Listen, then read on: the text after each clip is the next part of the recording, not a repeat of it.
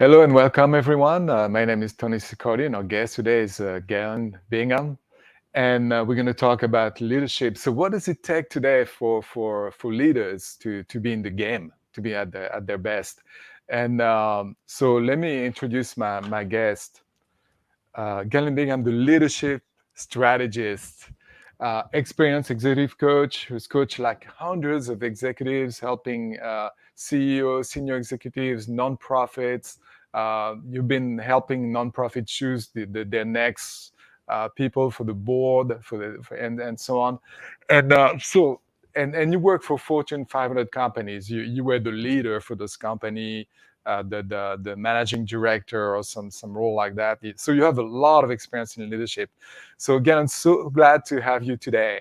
And before we get started, I want to welcome everyone. And I cannot see you. We cannot see you. We cannot see who is here. So if you want to put that in the comments, that you're here listening to us, where you are calling from, and how do you feel today?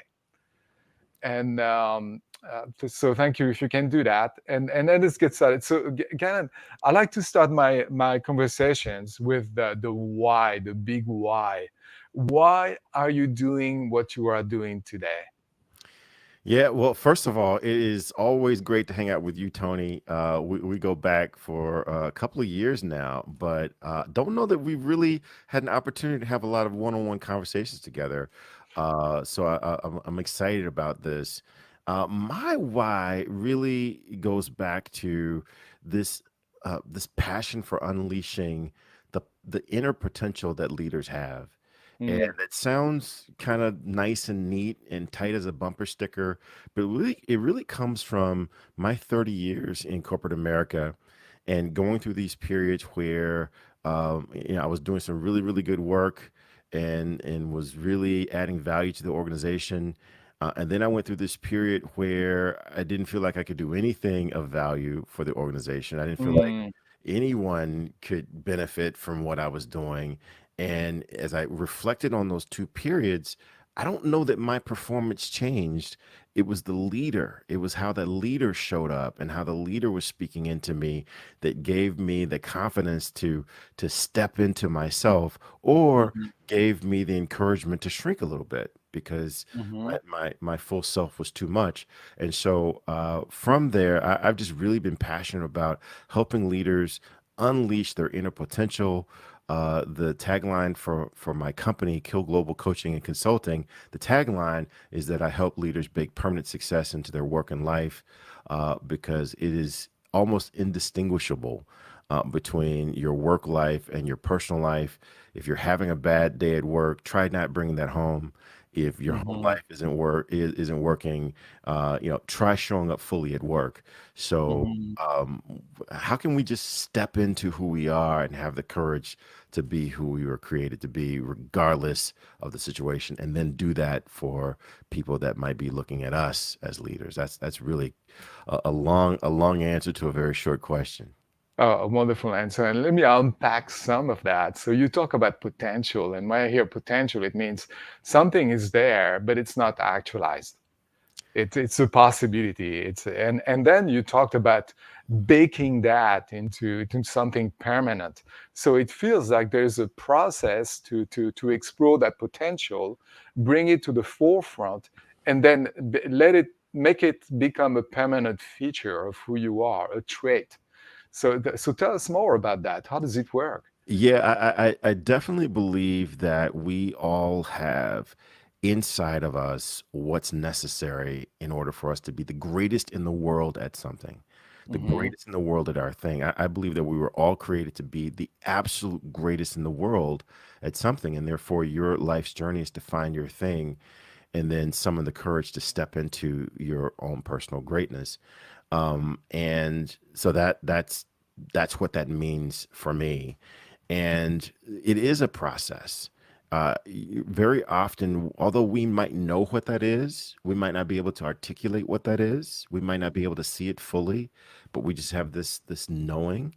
And very often with my clients, if I ask them, what were you put on this planet to do? If they can't answer that question, then they will often think, well, I must not have a thing. I must not have something. I must not be on this path because I can't answer that question. Well, you and I know because of the training that we shared that the part of the brain that controls knowing is not always the part of the brain that controls language. So you Hmm. can know something and just not be able to explain it. And that doesn't make it any less real. That just means you can't Hmm. articulate it. And so my job as an executive coach, my primary job is to help my leaders, help my clients articulate this thing that they know, help them find the words to articulate what they already know. And then once they can articulate it, once we find it, if we do the work right, then they have what I call a Moses moment or a holy shit moment where they say, you mean I'm supposed to be doing that?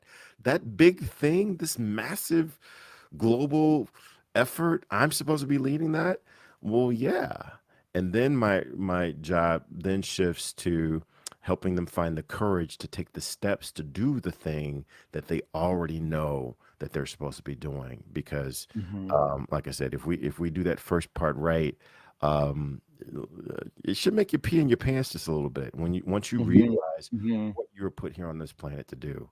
And so that's why you need someone like me and someone like you to help you take those steps that you already know that you were supposed to be doing. Very interesting. And a couple of things went through my mind. And before I go there, I just want to say hi to Steve.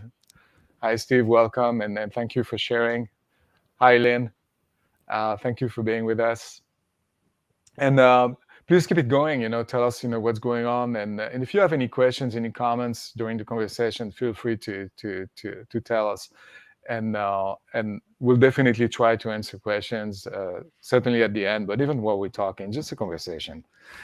And what you were talking about this, things came to my mind. And the first one is like, we don't know, we cannot express with words some of the things that we know. Neuroscience is now telling us that the part that we thought was the rational mind, the prefrontal cortex, doesn't use words. It doesn't speak our language. The most intelligent, the most aware, the most connected part of our brain doesn't speak with words. So we need to be able to. Our consciousness is like the autopilot mode, like what we do day after day, and all the things that we do very easily, our comfort zone, and it wants to go in one direction. Reuse our habits, what we're already doing well, the least amount of energy. And that's in contradiction with the other part of the brain, which is more advanced, who wants us to do something that's a little bit different and makes us grow. It's like a part of us that wants us to grow as a person. And that's why it leads us to those places where we have to take risks. Where, like you said, it's like, oh, whoa, this is big. Do I want to do this? The answer is yes. If you want to grow as a person, you have to go outside of your comfort zone, and we call that the flow. That's where people get the most. Uh, uh, uh, that's the most rewarding state you can be in. Is when you take enough risk that you feel like you're living life to the fullest. Yeah, I mean, so you've got all these massive things that we sense that we're supposed to be doing. We've got this flow state that you've just described. And then one of our colleagues, Carol Carbonet, she does a lot of work on flow state. Hmm. That we enjoy being in that state of pursuing this big, massive opportunity. But then we've got this other part of our brain that you and I know a lot about, which is the amygdala, and that's all about keeping us safe, right? Hmm. And so we've got this tug of war all the time between I know I'm supposed to be doing something massive. I know I'm supposed to be doing something great. I enjoy doing great things and big things, but there's a part of me that wants to stay safe. There's a part of me that Hmm. wants to stay within the box that I've created for myself and do things that I know that I can do well, as opposed to trying these things where there's a danger that I may screw up, or I might fail, or I might look silly Hmm. while I'm Hmm. trying to learn these new skills. Well, that amygdala is saying, well, don't even try try that. That's dangerous. What are you doing? You're Hmm. crazy. Hmm. Stay in this small box. So there's this tug of war that happens inside of all of us. That my passion is helping people navigate that so that they can get back into this massive thing that they were created to be, to do, that they enjoy. You talk about flow state. I love seeing people in flow. That's why one of my actually my one of my passions is jazz music, Hmm. and my podcast is Whiskey, Jazz, and Leadership. And the thing I like about jazz music is watching musicians when they are just feeling their craft, and you can tell that they're lost. One of my favorite musicians is John Coltrane, and Hmm. towards the end of his life and career, he started playing some really abstract stuff, and they asked him why. They said, we can understand what you were doing 10, 15 years ago, but this stuff you're playing now, it's kind of hard to follow. And he says, well, I'm playing for God, and you just Hmm. happen to be listening, but this is between me and God, right? And I think that many of us, and I've even stopped calling the work that I do work. It's not work. It's not a career. This is a craft, Hmm. because I actually enjoy helping people unleash that potential that they have inside of them. So I think that's what we're all put here on this planet to do. We're all put here to find that thing that only we can do at a certain level. And the way that you can know what your thing is do you enjoy doing it? Do you lose track of Hmm. time? Hmm. Does everyone tell you, oh my God, you are so amazing at this thing? When you find that convergence, then you might be on the precipice of what you were put here to do. And the other thing, this is beautiful. The other thing is about compliance that I see, and in my clients, in many people, in myself also. The amygdala, like the fear, it's not just the fear of tigers. It's just not the fear of something outside. It's the fear of also um, disappointing someone, the fear of not going with what you know for sure, and including your self-limiting beliefs. We create our personality, who we are, when we grow up, and especially when we get to that age where we want to be our own self, and we become rebels against our parents. We want to be who we are, and that period is so cruel because we don't have the knowledge that we need to have. We don't have the experience, and we do the best we can to create our own character, our own personality. Yeah. But it's based on things that do not hold water. It's like a lot of things that we decided we were going to be, and that the way we think and everything were created at that time, and we haven't had the time to go back and do revision and figure out what that is, and it's still there. And and there is a connection between that and our fear brain, our saboteurs, as we call them sometimes, Yeah. telling us what we can do and what we cannot do. We're so afraid of being embarrassed that we don't take some of the risks that we should really take. Yeah. We want to be perfectionists when we don't need to be, or we are hyper rational sometimes when we should just let go and go with our heart. And all this is happening because we have those self-limiting beliefs. Yeah, I mean, not only do we have the self-limiting beliefs like you just eloquently described, but I love when you said that we get locked into this image very early on, and we very seldom go back to evaluate with new Hmm. information. Is that really true? Hmm. I tell this story often that I hate the New York Yankees. I hate the New York Yankees with a passion. Just I hate the New York Yankees. You know why I hate the New York Yankees?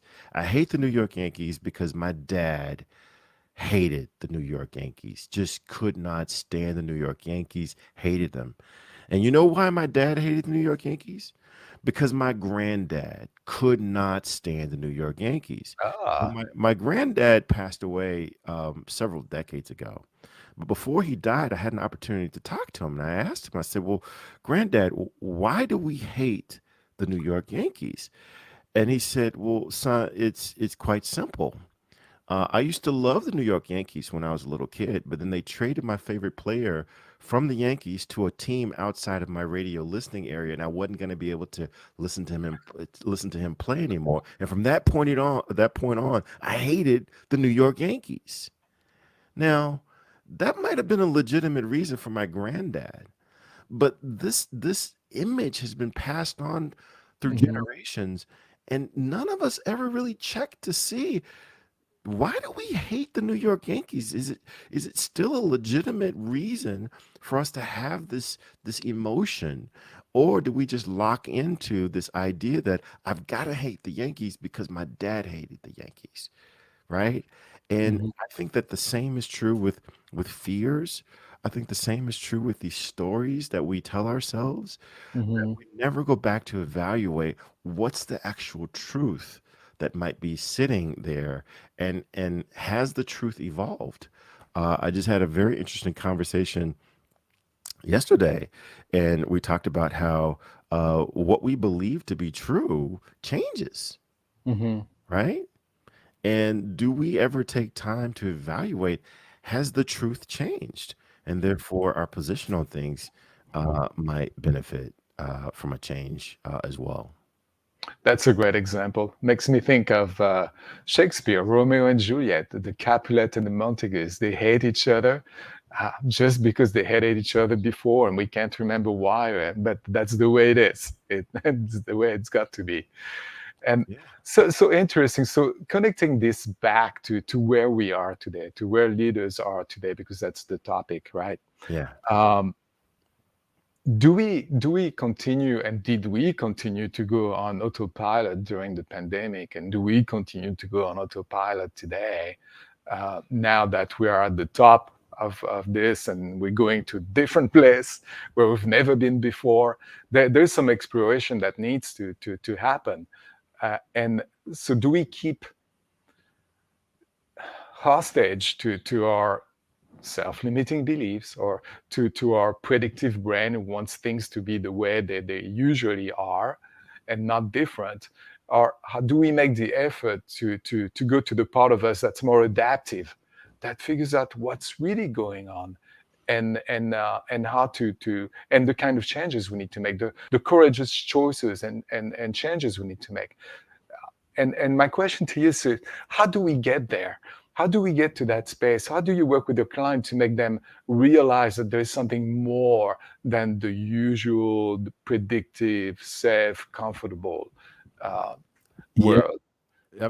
I think clients and leaders in particular have to be in ever pursuit of answering that question.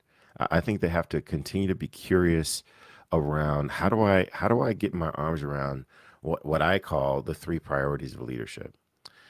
Because I've tried to narrow leadership down, or drill leadership down to really being three priorities.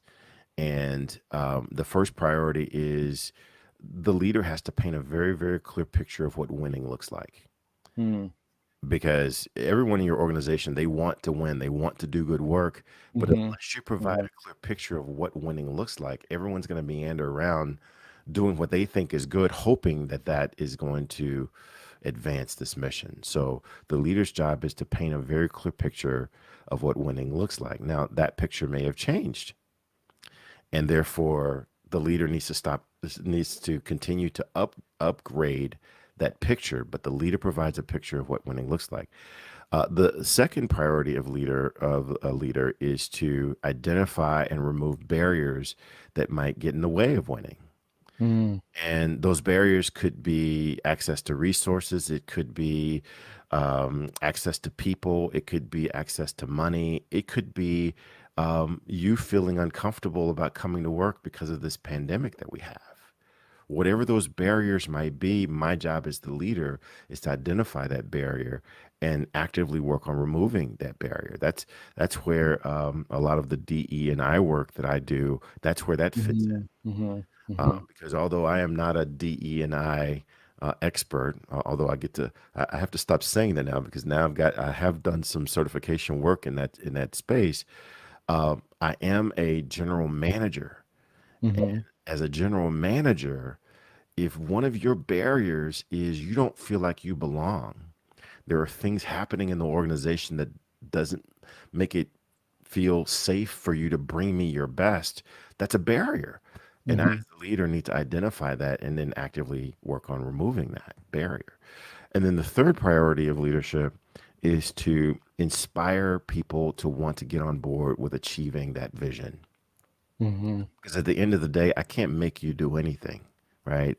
Command and control is expedient, but it is hardly ever sustainable, and it's hardly ever as mhm. effective as inclusive leadership. So my job is to inspire people to want to get on board with helping me achieve this vision that I have. So I think leaders today need to be in ever pursuit of those three priorities.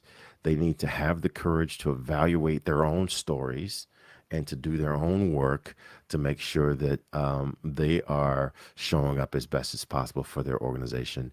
And I think that they need to model that kind of work for their people so that their people understand that this isn't about being perfect.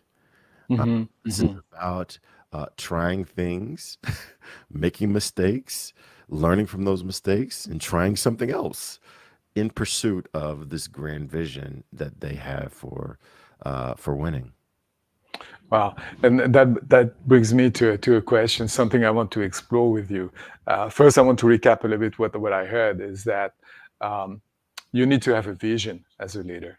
You need to know what winning is like you said. That's your vision, and you need to be able to explain it to the people who work for you. Reminds me of something that Fred Kaufman said. He said, as a leader, you don't want people to follow you. You want them to follow your vision, and once you get that, then the work is done. You don't have to worry about it. People know what it's about, why they're here, and what they're doing, and your work as a leader then remains just removing, not just, it's an important thing, but remains removing the obstacles.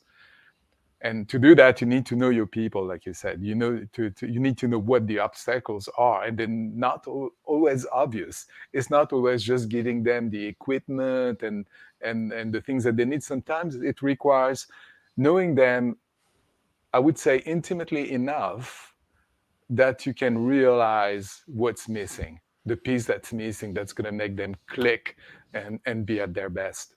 The thing I want to talk about, like, connected to that, and I want to ask you about this, it's about the professionalism at the workplace. So we all at the workplace and we have a professional hat. The way we behave towards each other is professional. So a boss, like a manager, talking to their employees, their report, is not going to be too casual. It's not. It's going to be professional. But the problem with this is like there's kind of like a little bit of a glass in between that keeps you from going to some places where you need to go to really see someone, to really hear someone. You need to ask some questions. You need to, as a manager today, you need to be a coach, not just a boss. Yeah. And but you don't want to go too far and become a therapist, which is not equipped to do. And you don't want to be necessarily the best friend. There is something that needs to happen, and also there are some boundaries, and we don't talk enough about that to really understand what that space is. Have you dealt with that? Have you thought about it? I think that's a big question, right? How far is far enough, and how far is too far? Mm-hmm. One of the before I get to that, one of the things that you said earlier reminds me of a quote from Lao Tzu, and I'm a big quote fan, and so I've got to read this quote to you. He said that a leader is best when people barely know he exists.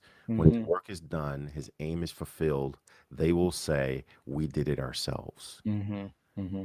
And for me, that really does speak to this idea that it's you're not following me, you're following this vision. Mm-hmm. And at the end of it, I want my people to be staying on the platform saying, yay, yay, yay, look at what I did, look at what we did, that kind of thing. And even to a point where I can vanish, I can disappear, I can go away, and that mission, that vision is still being implemented, right? That's the true Mm-hmm. impact Mm-hmm. of a leader. So, yeah, I mean, there are some things that you've got to do that allow you to get the truth from the organization. Just on my podcast, I had a conversation with Jim Dinkins, who was the former president of Coca-Cola North America. He's now the CEO of the Honey Baked Ham Company. And he said one of the biggest challenges that he had to overcome, especially in his new role, was to create a culture where everyone felt comfortable bringing him the truth, Mm-hmm. right? Mm-hmm. And that sounds so fundamental, but think about it practically. He's the CEO of the company, right? Mm-hmm. If he Mm-hmm. asks you what's going on, y- do you really have the courage to tell him what's really going on in your division? Or do you want to shade it in a way that makes you sound like you're on top of it and you've got things handled, although you might not actually have it handled? Mm-hmm. Where you might value resources, but you don't really need the resources because you don't want to sound too needy. Mm-hmm. Although this might be something that the organization really, really needs. So creating that culture with the balance of professionalism and respect, but still having the freedom to come to me with what you really need in order to be effective. I can't identify and remove the barriers if you're afraid to tell me what those barriers are. Mm-hmm. So yeah, that's something that has to be done over time. It can't be done in 30 days. It can't be done in 60 days or 90 days. Sometimes it takes years for people to understand this culture that you're trying to create so that they feel comfortable bringing you what you really need to know, at the same time respecting you enough to know that your vision is where the entire organization needs to be heading towards. Mm-hmm. Mm-hmm. Mm-hmm. And so, how about like connecting with the with people? So we've been in the pandemic for a long time. There's a lot of Zoom fatigue. We lost the connections we used to have. Just seeing people in the hallway, going to their cube or office and say hi. Seeing them at the coffee machine, having a little discussion. How was your weekend and so on. All A lot of that has been lost, Yeah. and and there was a need to make it more intentional because it wasn't happening by accident. Now you have to make it happen. Some people did, some people didn't. Now we're going to a place where some people are going to come back to the office, maybe just a couple of days a week. Some people are going to stay home.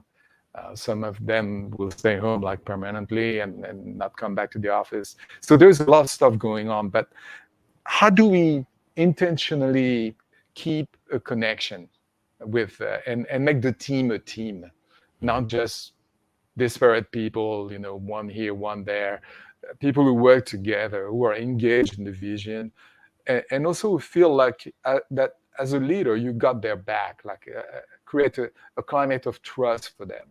Because there are so many uncertainties, so many things going on in the world. Uh, Yeah. People don't feel great in general, and they're afraid, of losing their job, Yeah.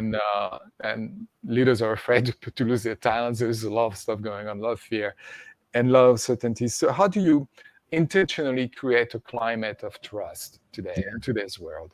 Boy, now this is a question that I get quite a bit, and my answer actually comes off as kind of trite. So I've stopped apologizing for that. But the way you make people feel like you've got their back, you want to know how you make people feel like you've got their back? Hmm. Actually have their back, right? Sounds Actually easy. have their back, right? The way that you make people feel like they can trust you is by actually trusting them, right? Hmm. Hmm. The way that you show up as show up effectively as a leader is by actually being a leader. There are some things, and this is actually some of the research that I did. There are micro expressions that we all transmit, Mm-hmm. and people pick it up subconsciously. Mm-hmm. But those micro expressions is there's something about your eyes when you're having to reconcile communicating something that you don't really believe, right? Mm-hmm. There's something that happens. We can't really put our fingers on specifically what it is, but there's something that happens in your eyes when you have to figure out how to say something in a way that would make people believe something that you really don't believe. And that's why people who make a career out of deceiving, such as poker players, right? They Mm-hmm. always cover their eyes because they don't want you to see that they're trying to figure out how to fool you. Mm-hmm. Magicians are always misdirecting, right? Whenever they're doing this thing, whenever the magic trick actually happens, they're always trying to get you to focus on something else because you can notice in their eyes subconsciously when something is happening that's different than what they actually believe. So the same is true for leaders, right? Whenever we meet someone, particularly for the first time, and they're in a position of leadership, I find myself watching their eyes, and I might not even know what they're talking about. I might not even know technically what they're talking about, but I'm watching their eyes because I know, at least subconsciously, that if they don't believe what they're talking about, I don't need to listen, Mm-hmm. Mm-hmm. right? And so the way you show up more effectively as a leader is by leading. And that doesn't mean perfection. That means doing like Howard Schultz did when he noticed that he had a DE and I problem in his restaurants. He instructed all of his baristas to write some sort of race provoking term on their cups to engage clients in a conversation about race. Mm-hmm. Now, today we know that that was a stupid idea. That was a Mm-hmm. dumb idea, right? We know that today. Howard Schultz knows that because his employees told him, his guests Mm-hmm. told him, consultants told him that was a dumb idea.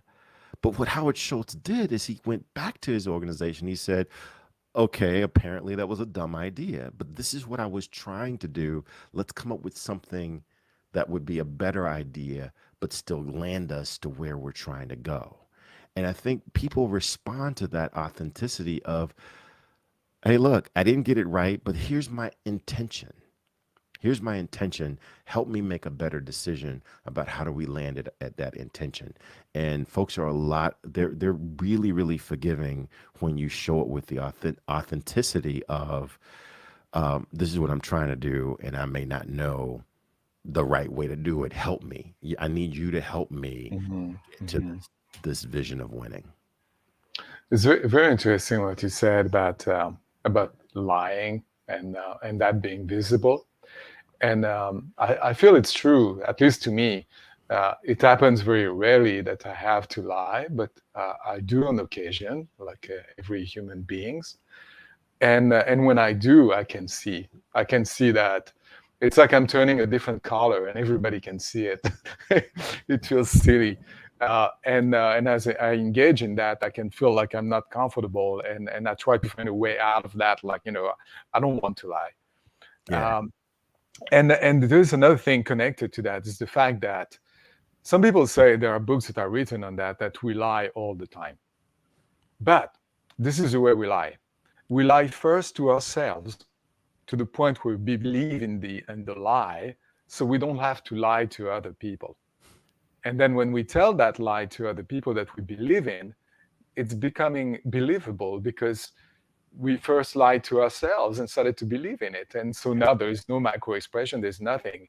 It's still bullshit, but we believe in it. It's got So we have to be careful. candy Sometimes stripes we on it. can be very eloquent, we can say things, but they could still be wrong. And we need to go back inside and figure out for ourselves if it is true or not, and how we got to believe that.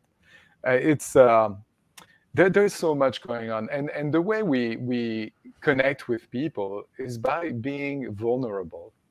And I watch on HBO. There was this new series with Brene Brown called the Atlas of the Heart. I don't know if you got to see it. It's absolutely wonderful. She talks a lot about emotions and so on. But one thing she said that stayed with me is that if you want to connect with other people, you have to connect with yourself first. You have to have a strong emotional connection, heart connection with yourself, Yeah. and then you can connect with other people. And we kind of know that from emotional intelligence. Empathy starts with self empathy, self compassion. Once you got that, then you can have it for other people. And I think that's something leaders forget. They tend to be hard on themselves. And then if they do that, they're going to be hard on other people as well. And people can feel that.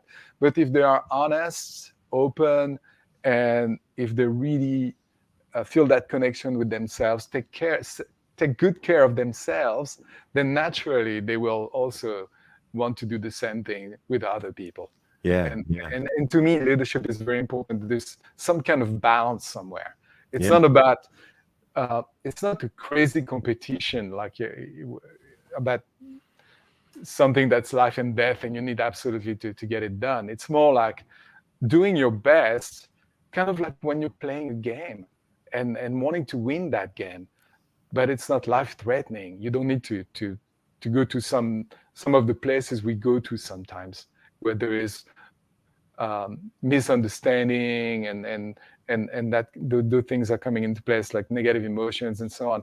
It can be like, wow, fantastic, we're trying to achieve that goal, we're playing that game, we're going to make it, and then everybody's on board and there's a lot of cheering, and to me that's more like it, when you don't take it too seriously but seriously enough that you get things done. Yeah, yeah, and you mentioned the emotional intelligence training that we went through, and great work by Michelle Navarez and others, just outstanding program.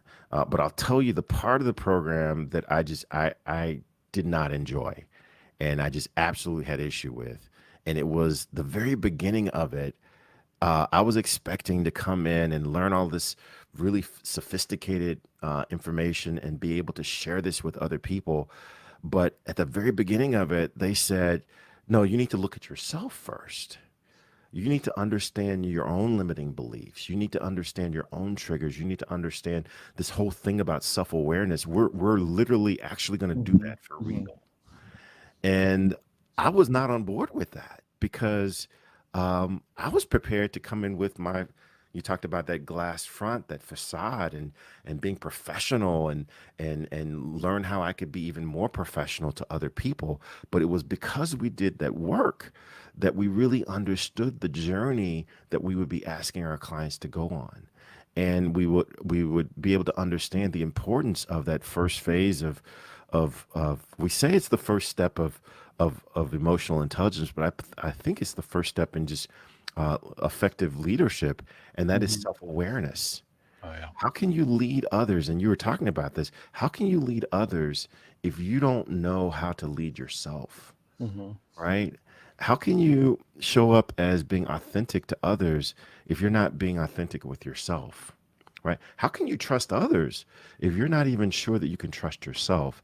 And so that's why that first step uh, is really, really important, but it's also for a lot of people, myself included, it's also the most uncomfortable part because you have to Mhm. come face to face, like I did earlier.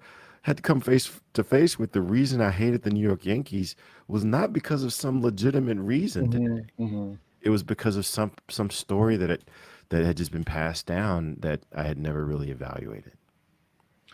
That's something I'm trying to stress out to people who want to learn emotional intelligence. It's not academic learning. Mm, Forget about reading a book, taking an online course or whatever, and reading about emotional intelligence. Yeah, many people can talk very intelligently about it, more intelligently than I can. They're great, like for dinner talks about emotional intelligence, but that doesn't mean being emotionally intelligent. In order to be more emotionally intelligent, you have to go where you didn't want to go. You Yeah. have to go to those places and make some changes inside.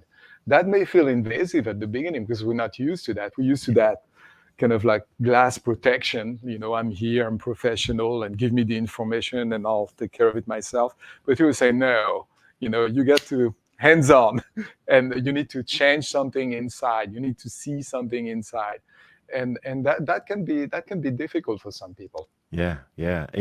I'll tell you too. I mean, let's talk about the work that you and I do. As executive coaches, uh, that work really did release, I think, the power and my energy and excitement for this kind of work because it really does highlight the fact that the real benefit is on the other side of this question that you don't know the answer to, Hmm.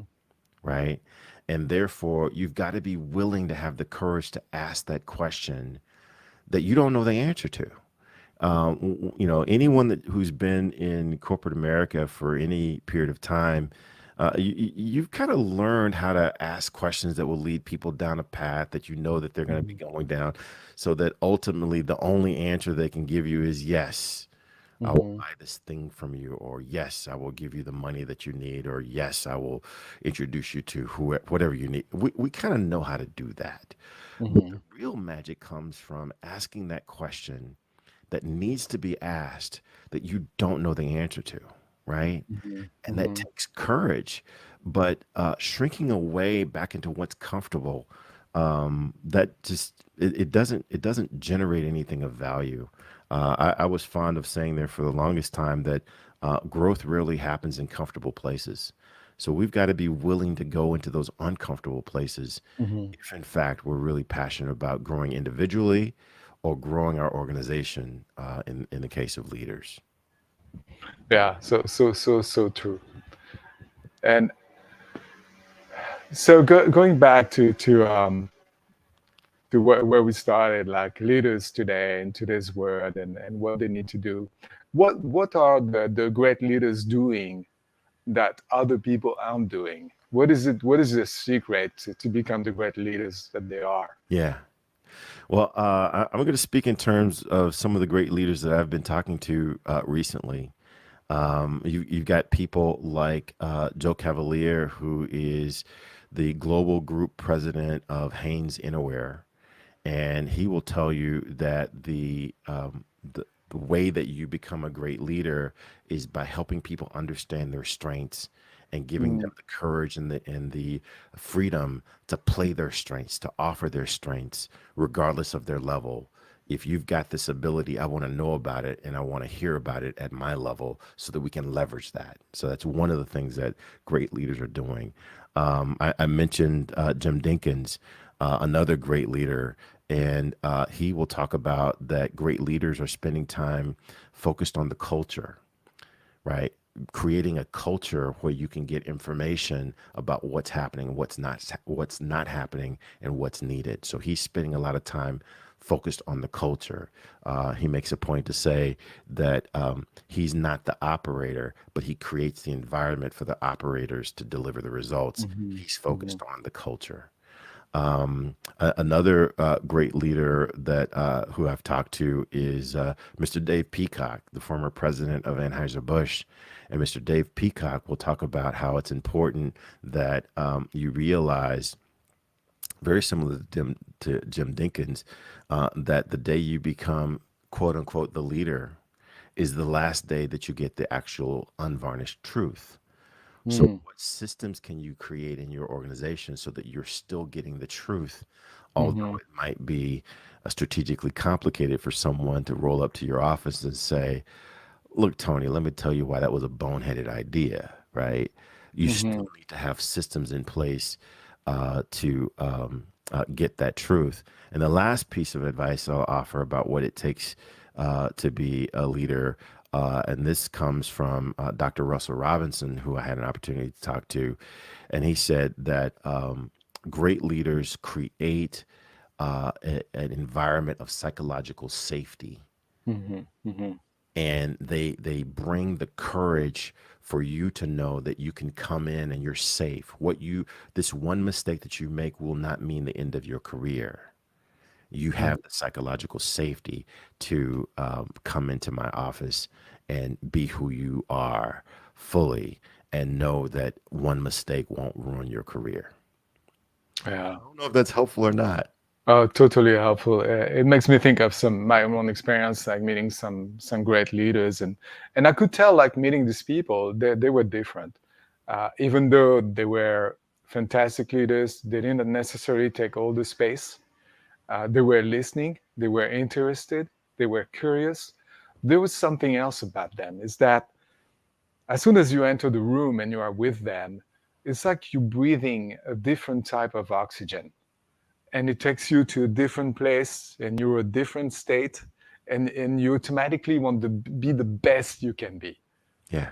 It draws you into that space where you want to bring your best, and like you said, it's very important to know your strength and what you can contribute, and it's important for a leader to play with that. We all want to be part of the game. We want to be heard, we want to be seen, we want to be playing. And it reminds me, and I know we're kind of like running out of time. We go to Q&A, but it reminds me when my kids were small. I have two daughters, and we'd go to the beach and we would play volleyball.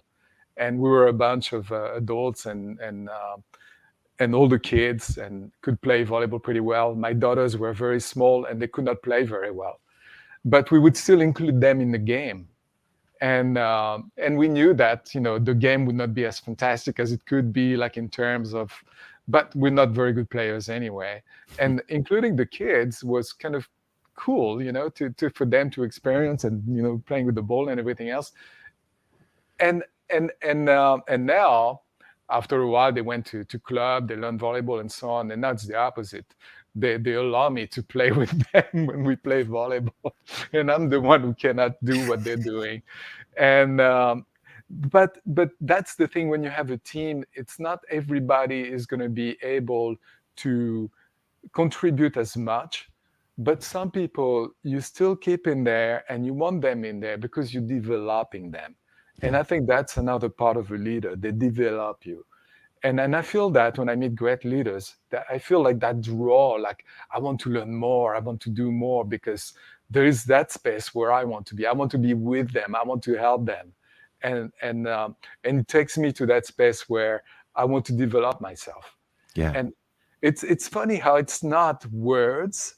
It's not like talking and say, hey, Galen, let's talk about your development and so on. It's more like it represents something. There is that vision out there, that possibility, and that space, and we want to be there. Yeah, yeah. I mean, what you've been talking about, I think what I've been talking about as well, is about verifying your intention, Hmm. right? And we talk a lot as coaches. We talk a lot about intention versus impact, right? What's the difference, the distance between your intention and your impact? And I submit, and I think we've been talking about, you can't fake your intention. So just be honest. Make sure that your intention is really around, trying to help that other person develop, versus is my intention where I'm trying to show up as sounding important, right? And I could go into any number of meetings, any number of clients, any number of consulting engagements, and sound intelligent by just saying neuroscience three times. If I say neuroscience three times in one paragraph, then all of a sudden I sound like I might know what I'm talking about. Hmm. But what's the intention behind that? Is my intention needs to be, how can I help that organization really achieve that goal that they're trying to achieve through their leadership, empowering other people in their organization? And when we don't check our intention, then we start trying to sound like a leader. We start trying to sound like, we care. We start trying to sound like we're trying to create trust, rather than, why don't we just be a leader? Why don't we just lead? Mm. Why don't we just trust people and invite them to trust us back? Or You why know don't that we brings take care of brings people as opposed to trying to sound like we're taking care of them? that brings me back to where we were like just a few minutes ago, and it's a big self-limiting belief that we have, that many leaders have, that you need to be superior to the others and show them that you are superior if you want them to follow you. And I think that's wrong. And I think that what people want to see is not superiority in terms of knowledge, of experience, and so on and so on. What they want to see is courage. Mm, And if you have more courage, if you show your courage by being vulnerable, by being truthful, and by being there, then people will want to have some of that too. yeah, yeah. One of the things I've said, actually, I wrote a little bit about this, that the role of the leader is to stand in the gap of uncertainty and help other people across. Hmm. That's really all we're doing. Yeah. We're standing in this gap of uncertainty. When people don't know what's next, they don't know what's coming. We're going to stand in that gap and we're going to say, I don't know what's coming either. I just know that we can get to the other side and it's going to be a better Hmm. place. Follow me. Let's go take care of it. And that requires a good degree of courage. That requires a good degree of true emotional intelligence. That requires just this pure intention to help other people, because you can't fake it. If you're really in it for yourself, you can't fake it. Hmm. Wonderful conversation, Galen. Thank you so much. Um, so we're gonna close it up. We're about the hour here. So if you have like a burning question you haven't asked, please go ahead, do it now. And otherwise, I'm gonna say thank you everyone for being with us today. And Galen, again, wonderful, wonderful conversation. Thank you so much for being our guest today. Do you have any last words of wisdom you want to share? I'll tell you another thing that I think might be a key to effective leadership, is definitely one of my strategies, and that is hanging out with smart people, man. So it's like this conversation is really the key to how do you get better? How do you become more effective? And there are any number of people I could go to where I'm the one sharing all of the information. But when I get an opportunity to talk with you and talk with others, and we try to figure out how do we figure this thing out. And I share my ideas. I let you tear those apart, and you share your ideas, and I try to add to those. That's where we become better. That's where we become effective as leaders. And I think that many of the problems that we might be struggling with as a society as well as an organization will be solved if we had legitimate conversations with people where there might be a chance that they could change your mind. Legitimate conversations. I love it. Thank you so much, Galen. Real pleasure to be with you today. Thank you very much to all who've attended, and have a very nice weekend.